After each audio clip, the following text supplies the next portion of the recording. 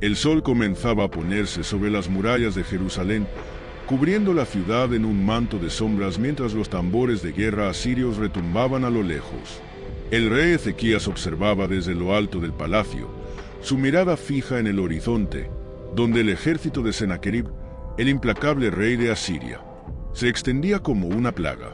Con cada día que pasaba, las fuerzas asirias se acercaban más, arrasando con todo a su paso. Sennacherib ya había conquistado Lachis y muchas otras ciudades de Judá. Jerusalén era su siguiente objetivo, y la resistencia parecía inútil. Los muros de la ciudad, desgastados por los años, no eran rival para la maquinaria de guerra asiria. Sin embargo, el verdadero miedo en los corazones de los hombres no era el poder militar de Asiria, sino la reputación de su rey, un hombre que no conocía la piedad, que destruía ciudades y naciones como si fueran polvo bajo sus pies. Ezequías, aunque abrumado, sabía que debía mantener la compostura por el bien de su pueblo. No podía permitir que el pánico se propagara más de lo que ya lo había hecho.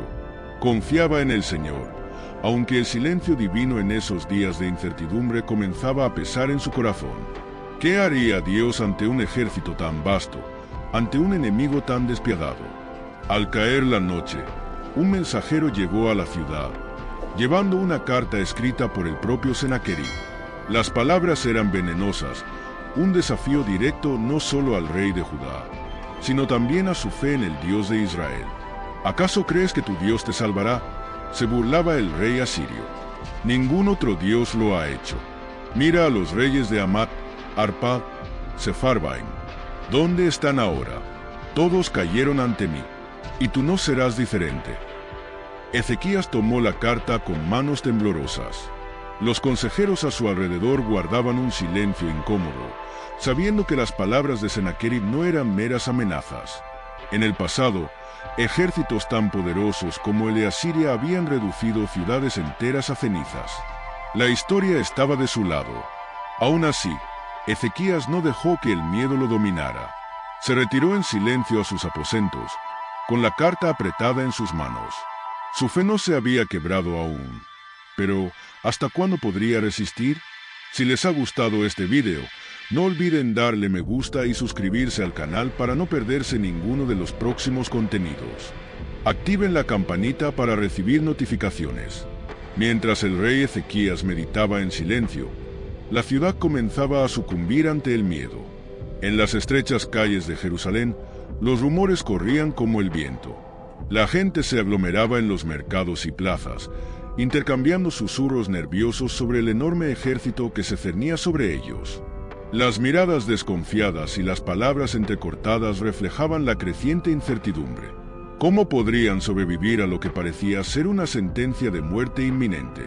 Algunos habitantes, liderados por los más débiles de espíritu, ya empezaban a cuestionar abiertamente la decisión de resistir.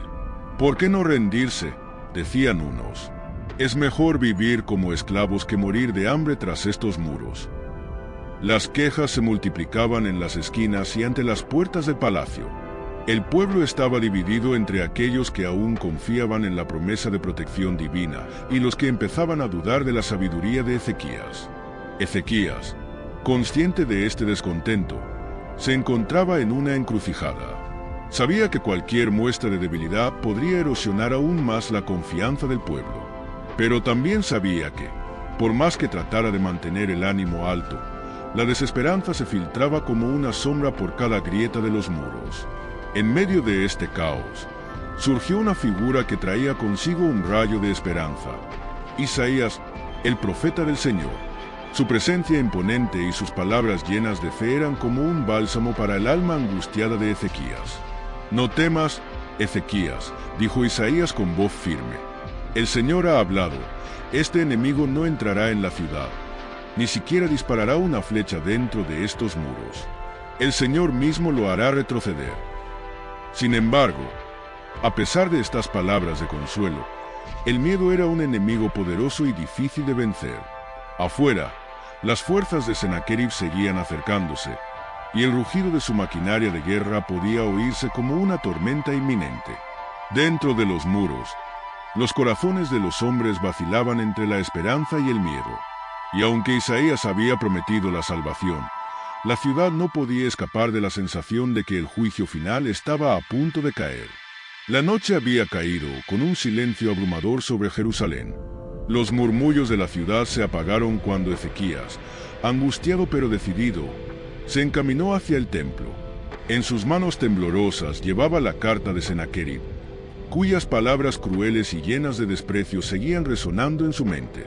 Sabía que no podía vencer al ejército asirio con las armas, pero también sabía que sus fuerzas no eran la única opción.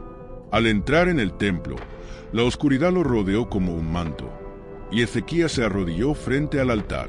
Desplegó la carta ante el Señor y, con el corazón pesado, comenzó a orar. Señor de los ejércitos, clamó, con la voz quebrada por el peso de su carga.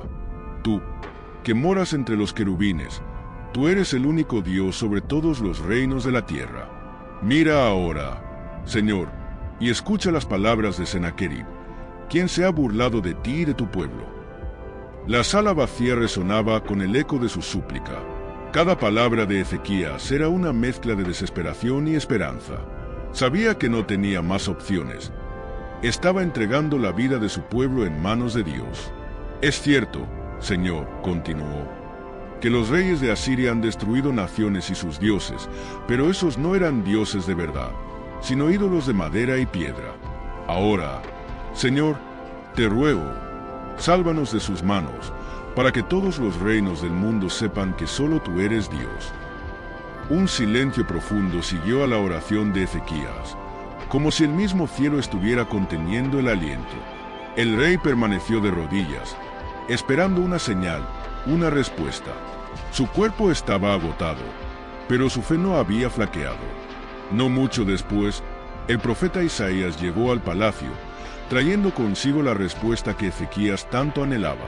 Con un aire de autoridad serena, Isaías dijo, «Así dice el Señor, no temas por las palabras que has escuchado, con las cuales los siervos del rey de Asiria me han blasfemado. Yo pondré en él un espíritu tal que, al oír una noticia, volverá a su tierra, y allí haré que caiga muerto por la espada». Las palabras del profeta resonaron con poder. Era una promesa clara y directa. Dios había escuchado. A pesar de que el ejército asirio seguía acampado a las puertas de la ciudad, Isaías aseguró que la intervención divina era inminente. El pueblo de Jerusalén sería salvado, no por la mano de Ezequías, sino por la mano de Dios mismo. Con renovada esperanza, Ezequías se levantó del suelo. Aunque la amenaza todavía permanecía, algo dentro de él se había calmado. Sabía que había hecho todo lo que podía, y ahora le correspondía a Dios cumplir con su promesa. La mañana siguiente amaneció con un aire denso y cargado de incertidumbre. Las tropas asirias, tan vastas que parecían no tener fin, continuaban rodeando Jerusalén, como una serpiente constrictora que lentamente aprieta a su presa. Los habitantes de la ciudad, desde las murallas, podían ver el movimiento constante de los soldados enemigos y el brillo de sus espadas bajo el sol naciente. El rugido lejano de sus carros de combate resonaba como una amenaza en el horizonte. Dentro de Jerusalén, el ánimo estaba en su punto más bajo. Aunque las palabras de Isaías habían traído un rayo de esperanza a Ezequías y a los líderes de la ciudad, muchos no podían evitar sentir que el tiempo se agotaba. La fe era frágil, especialmente cuando el peligro se presentaba tan tangible frente a sus ojos. El rey Ezequías ordenó que se reforzaran las puertas y se revisaran las defensas de la ciudad, aunque sabía que ninguna fortificación podría detener un ejército como el de Asiria. En las calles, los hombres jóvenes afilaban sus armas, mientras las mujeres y los ancianos se reunían en oraciones silenciosas, esperando lo inevitable. Sennacherib, confiado en su victoria, había enviado a sus generales para planificar el ataque final. La ciudad, en su opinión, caería sin dificultad. Los asirios habían sido testigos de la destrucción de otras ciudades fortificadas y sabían que la resistencia de Jerusalén era simplemente cuestión de tiempo. El rey de Asiria ya imaginaba la rendición humillante de Ezequías, quien pronto sería otro monarca derrotado más en su largo camino de conquistas. Pero en el palacio, Ezequías se aferraba a las palabras del profeta Isaías. Aunque el temor aún se ocultaba en su corazón, confiaba en la promesa divina. El Señor no abandonará a su pueblo, se repetía a sí mismo una y otra vez. Sabía que su fe estaba siendo puesta a prueba en el límite de lo soportable, pero también sabía que lo que estaba en juego no era solo su reino, sino la gloria de Dios. Esa noche, mientras el campamento asirio se preparaba para el asalto al amanecer, dentro de Jerusalén las personas se aferraban a una esperanza débil, pero firme. La batalla final parecía inevitable, pero en las sombras de esa noche, algo mucho más grande que un ejército estaba a punto de revelarse. La oscuridad envolvía el campamento asirio. Los fuegos que habían brillado intensamente al caer la noche ahora eran apenas brasas, chisporroteando suavemente bajo el cielo sin estrellas. Los soldados dormían confiados, sin preocuparse por lo que sucedía detrás de los muros de Jerusalén. Para ellos, el amanecer traería una victoria segura. Pero en esa calma inquietante, algo inexplicable comenzó a ocurrir. Mientras los soldados se agitaban en sus sueños, una presencia silenciosa, invisible para los ojos humanos, descendió sobre el campamento. El ángel del Señor, enviado por la voluntad divina, se movía entre las filas asirias como un viento suave, pero mortal. No había sonido, ni lucha, ni resistencia, solo el frío y repentino cese de la vida. Uno tras otro, los soldados fueron cayendo en un sueño del que jamás despertarían. Sus cuerpos, antes llenos de fuerza y orgullo, se desplomaban como hojas secas al toque de una mano invisible. La muerte los tomaba en silencio, con la precisión de una espada que no podía ser vista ni evitada. En las tiendas de los comandantes, en las filas de los centinelas, la mano de Dios pasaba de manera implacable. Nadie escapaba. La negrura de la noche se volvía cada vez más pesada. Pero dentro de Jerusalén, el pueblo dormía inquieto, sin saber que el curso de su destino estaba cambiando. Ezequías, desde sus aposentos, se levantó varias veces durante la noche, incapaz de encontrar descanso. Sentía algo en el aire, un presentimiento inexplicable. Se arrodilló una vez más en oración, confiando en la promesa que Isaías le había dado. Mientras tanto, en el campamento asirio, el desastre continuaba desarrollándose. Las figuras que se movían alrededor de las fogatas apagadas no eran más que sombras, vidas ya extintas por la voluntad del cielo. El ángel del Señor cumplía con su misión sin demora, como una fuerza de la naturaleza. No había lugar para la piedad, ni para la misericordia. La mano de Dios se había levantado en defensa de su pueblo. Al amanecer, cuando los primeros rayos del sol tocaron las colinas, el escenario era devastador. Los pocos soldados que aún quedaban con vida despertaron para encontrar a sus compañeros caídos, muertos sin señal de lucha. El vasto ejército que la noche anterior había sido una fuerza invencible, yacía en silencio, reducido a un cementerio al aire libre. Desde los muros de Jerusalén, los centinelas observaron, perplejos, lo que parecía una visión imposible. El campamento asirio, que había sido una amenaza insuperable, ahora era solo un campo de muerte. El pueblo de Jerusalén aún no sabía cómo, pero la salvación había llegado. Los primeros rayos del sol comenzaron a despuntar sobre los muros de Jerusalén, iluminando el vasto campamento asirio que, hasta la noche anterior, vibraba con el movimiento de miles de soldados. El aire estaba cargado de una calma desconcertante, casi irreal. Los centinelas en las murallas, que habían pasado la noche esperando el ataque inevitable, notaron algo extraño. El habitual bullicio del ejército enemigo, el sonido de las armas y las voces, había desaparecido. Uno a uno, los habitantes de Jerusalén comenzaron a subir a los muros, empujados por una mezcla de curiosidad y miedo. Lo que encontraron fue un escenario espeluznante. Ante ellos se extendía un mar de cuerpos inmóviles, como si una ola de muerte hubiera barrido a los asirios mientras dormían. Los 185.000 soldados que, hasta hace poco, eran la mayor amenaza para la ciudad, yacían ahora sin vida. El rey Ezequías, al recibir la noticia, se acercó rápidamente a las murallas. Su rostro reflejaba una mezcla de incredulidad y asombro. El campo de batalla estaba envuelto en un silencio abrumador, roto únicamente por el viento que soplaba suavemente entre las tiendas abandonadas. Los cadáveres de los soldados asirios, que habían sido una fuerza invencible apenas horas antes, ahora se descomponían bajo el cielo abierto. Los rumores se extendieron rápidamente entre la población. Algunos comenzaron a murmurar que esto era obra del Dios de Israel, mientras otros no podían entender cómo algo tan devastador había ocurrido en una sola noche, sin que se escuchara el ruido de espadas o gritos de guerra. Las dudas que muchos habían albergado durante el asedio se disiparon. El pueblo de Jerusalén ahora veía con claridad. Lo que había ocurrido no era más que la intervención directa del cielo. El miedo inicial que sentían al mirar el campo cubierto de muertos fue gradualmente reemplazado por una sensación de alivio y gratitud. Un grito de victoria espontáneo se elevó desde las murallas cuando comprendieron la magnitud del milagro que habían presenciado. Sin haber levantado un solo escudo en batalla, Jerusalén había sido salvada de la destrucción. En medio de la conmoción, las noticias del desastre llegaron a Sennacherib, quien estaba lejos de su campamento. Al enterarse de la muerte de sus hombres, el orgulloso rey asirio se sumió en una rabia silenciosa, incapaz de comprender cómo había perdido su ejército sin haber luchado. Humillado y derrotado, no le quedaba más opción que huir de regreso a su tierra, dejando atrás los sueños de conquistar Jerusalén.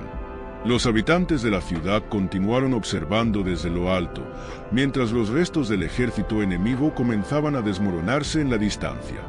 Lo que había sido una amenaza aplastante se desvanecía ante sus ojos, llevándose consigo los temores que habían dominado sus corazones durante tanto tiempo. Sennacherib regresó a Nínive, su capital, con el corazón envenenado por la derrota. El camino de vuelta a casa había sido largo y doloroso. Mientras se acercaba a las puertas de la ciudad, sus pensamientos se volvían oscuros y cargados de resentimiento. En el pasado, cada regreso de sus campañas militares había sido triunfal, acompañado por los vítores de su pueblo, los tesoros saqueados y las largas filas de prisioneros. Pero esta vez, su entrada fue sombría. No hubo aclamaciones ni celebraciones, solo el murmullo de la humillación que se extendía entre las calles. Los rumores de la tragedia ocurrida en Jerusalén ya habían llegado antes que él. Los cortesanos y nobles susurraban sobre la misteriosa destrucción de su ejército, tratando de entender cómo un rey tan poderoso había sido derrotado sin que se desatara una batalla. La arrogancia que había caracterizado a Sennacherib en los días de su reinado se desmoronaba, y el rey, antes invencible, ahora estaba atormentado por la vergüenza y la rabia. Pero, más que la humillación pública, lo consumía la idea de que su dios, Asur, lo había abandonado en su momento más crítico. Encerrado en su palacio, Sennacherib buscaba culpables. Los generales y oficiales que quedaban fueron castigados severamente, mientras él se aislaba cada vez más. Sus pensamientos, antes claros y ambiciosos, ahora eran caóticos. La derrota lo había convertido en una sombra de sí mismo, un hombre que ya no veía ninguna salida a su desgracia. Fue en este estado de desesperación que sus propios hijos, ansiosos por reclamar el poder que creían suyo por derecho, comenzaron a conspirar en su contra.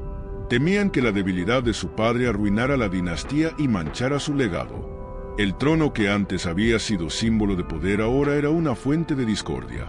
Una mañana, mientras Sennacherib oraba en el templo de su dios Asur, los cuchillos de la traición cayeron sobre él. Sus hijos lo asesinaron sin piedad, poniendo fin a su reinado.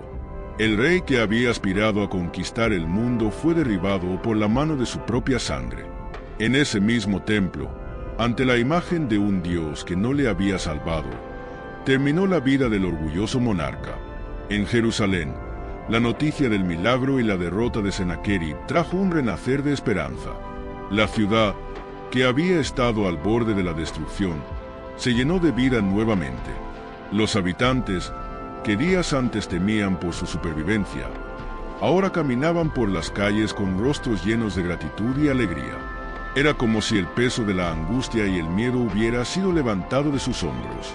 El rey Ezequías, tras meses de incertidumbre, fue reconocido como un líder fuerte y devoto.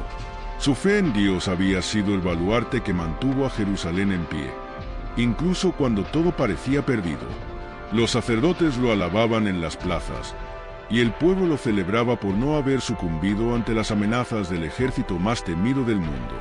Pero Ezequías, lejos de enorgullecerse, se inclinaba humildemente ante el altar del Señor, reconociendo que no era su poder, sino el de Dios, el que había salvado la ciudad.